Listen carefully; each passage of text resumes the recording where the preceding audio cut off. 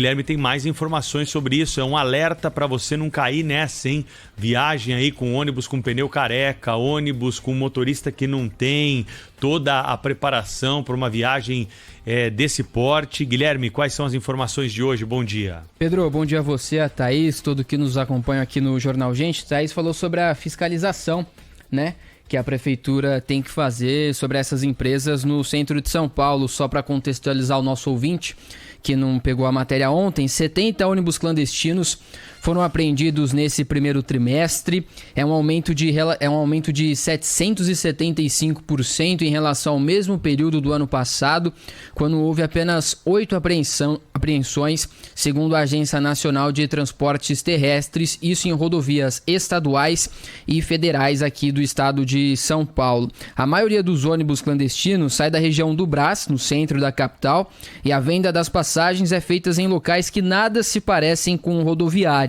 Sobre a fiscalização, a Prefeitura de São Paulo nos enviou uma nota. Disse que fiscaliza os pontos de comércio que precisam ter o licenciamento aprovado para realizar tal atividade. Porém, mesmo com a gestão municipal dizendo que fiscaliza esses locais, a reportagem identificou ao menos 7 pontos no Brás que vendem passagens de ônibus clandestinos de viagem. A Rádio Bandeirantes tentou comprar uma passagem para São Luís, no Maranhão, porque o Maranhão é um dos estados mais procurados para esse tipo de viagem. Os pontos funcionam livremente, sem problema nenhum, relata uma funcionária que não sabia que estava sendo gravada. Eu queria ver uma passagem para São Luís, no Maranhão. A gente não faz São Luís no Maranhão. Eu nem conheço quem que passa por aqui, viu? Tem outras do lado aí que você possa me indicar? É porque eu não sei qual delas que fazem. Aqui tem várias. Tá, acho que eu vou ter que... É na Paulo Afonso que fica as agências, né? Isso, na rua Paulo Afonso. Tem bastante agência aí pra eu saber se há alguma tem em São Luís, pra eu ir aí depois do almoço? Cheia de agência. É uma rua cheia de agência. Você tinha que vir indo nelas pra ver qual que faz. Mas funciona normalmente agora, né? Se dá pra eu ir depois do almoço? Sim, normal. Bom, as passagens de ônibus clandestinos são, na grande maioria, metade do preço do que é numa agência regular acompanhada pela NTT. Normalmente, as viagens para São Luís, no Maranhão, duram um pouco mais de 2 dias. Mas nos ônibus clandestinos, 2 condutores vão se revezando sem parada para troca. Ou seja, enquanto um dirige, o outro dorme e depois eles revezam. Mas essa prática de revezamento é proibida, explica o diretor executivo do Sindicato das Empresas de Transportes de Passageiros do Estado de São Paulo, Antônio Lascos.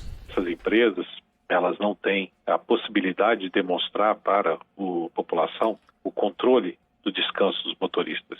E quando há necessidade dessas mudanças, são feitas paradas e o motorista se encontra lá descansado no local. A questão da viagem dentro do ônibus, ele não traz o descanso necessário ao motorista. Isso é o que acontece nas empresas regulares para São Luís, por exemplo, a troca de motoristas em Goiânia. Então, um motorista vai de São Paulo até Goiânia e depois um segundo motorista nessa troca vai de Goiânia a São Luís. Outro risco de viajar num ônibus clandestino é a falta de manutenção dos veículos, como Pedro Campos disse, além de pneus comprometidos. Pedro e Thaís. É um absurdo, né, o que acontece aí. Precisa fiscalizar mais, precisa ir atrás dessa gente, impedir que esses criminosos, né, ofereçam essa vantagem. Aí a população, às vezes mais carente, sem toda a informação, acaba embarcando nessa furada. Valeu, Guilherme. Abraço. 9h43. Rede Bandeirantes de Rádio.